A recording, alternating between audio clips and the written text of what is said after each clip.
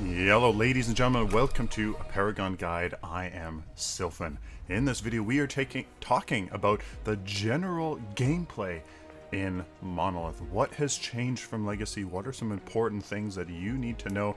Generally, what is this new game that Epic has dropped on us? One of my very first tips is go into Solo vs AI and try it out. As you see, this is exactly what we are doing right now because I have not played very many casters in Monolith. If you want to go into Monolith with especially PvP with any sort of knowledge and experience, go into Solo vs AI.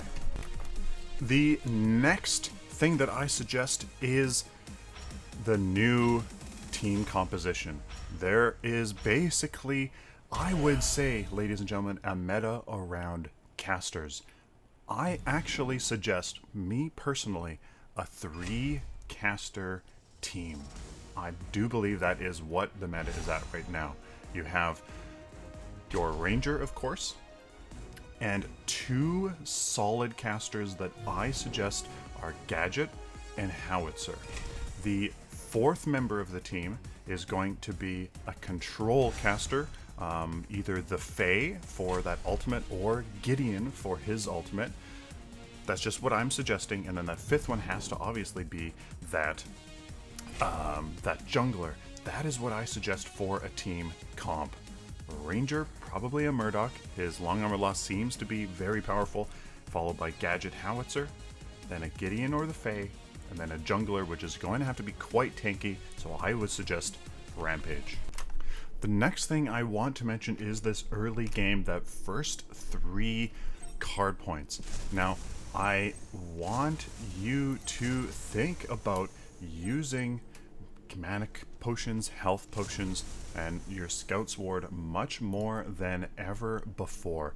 They are incredibly important, especially now. You need a very strong early game, and it has to be there. Scout's Ward has been severely improved.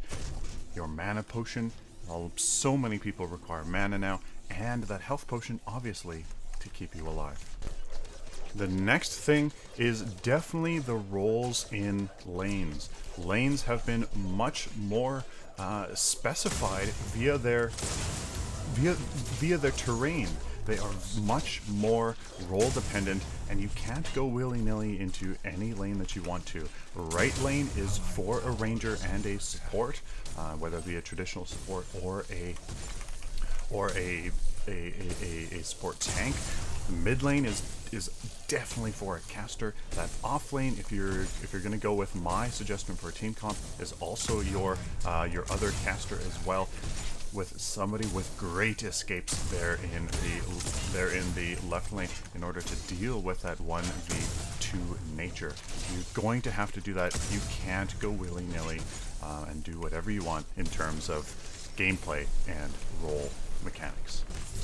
The next thing, once you are in lane and once you are on your way to that lane, you will notice movement speed has changed drastically. There's no more travel mode. There is no more moving slowly and then moving quicker. It is all one big, huge movement speed arena. You have to be careful.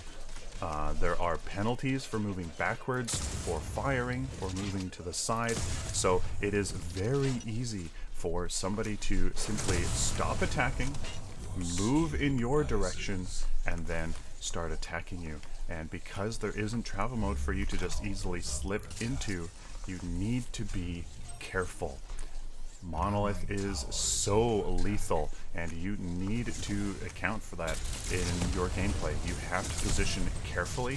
Right now I am very much aggressive here right by the end, this enemy tower here, but I do have my wards, and that is something else that you would definitely need here in the early game. Wards are so important, and you pretty much, especially in the mid lane, you need to get a ward so that you have that vision so you don't get ganked and you don't die. Always get that upgraded ward because it is so needed. Those shadow wards are fantastic. They help you just stay alive. enter the shadow plane, see a Clary that's trying to make a gank on you, and it just helps you stay alive. Why is that so important? Well, I think it's fairly obvious, but because of travel mode has been removed, because you can't go back into lane, because these minions travel so quickly, you have to be very careful here what exactly happens in these lanes. If I die, this Twin Blast and again Scorch here are going to have a super easy time taking down this tower. Your death means so much more here in Monolith, simply because the lanes get pushed much quicker and there's much more damage out on the battlefield. Now, something I alluded to a little bit before was there is a much more damage flying across the battlefield at the moment. Casters need mana in the early game. Every animation, every cooldown has been reduced, and damage is everything. So you need to build for it, you need to build mana so you can use those abilities to do that. Fighters just need to go for that damage and attack speed and crit, which is back now, and it's such a more lethal game. Even in this early game, getting a little bit of mana and damage is absolutely exactly what you need to do. Now, with all of the movement speed changes that we have mentioned, you might be wondering, how does rotations work for ganks, for defending towers? Well, it feels very much like Legacy. It really, honestly does. You can't go willy-nilly around the map here and, you know, expect to easily answer somebody that is pushing a lane. You just can't. You have to still be a good strategic player and have that foresight of where the enemy is going, what lane are they pushing, what lane is getting pushed quickly, and you have to rotate. That still is the case. There's no easy travel in between lanes. You need to be careful. So here's a perfect example of a ward giving me a little bit of respite here for this Twin Blast, able to, just a little bit here, give me a warning so that I can start heading in the right direction. Exactly what you need in order to be successful on Monolith. That vision is so important. Another thing you need to be aware of is how fast the enemy or yourselves can push these lanes. Once you get a numbers advantage and you have maybe even just yourself in a good split push position, because especially this mid lane here, the towers are so close, you need to be careful of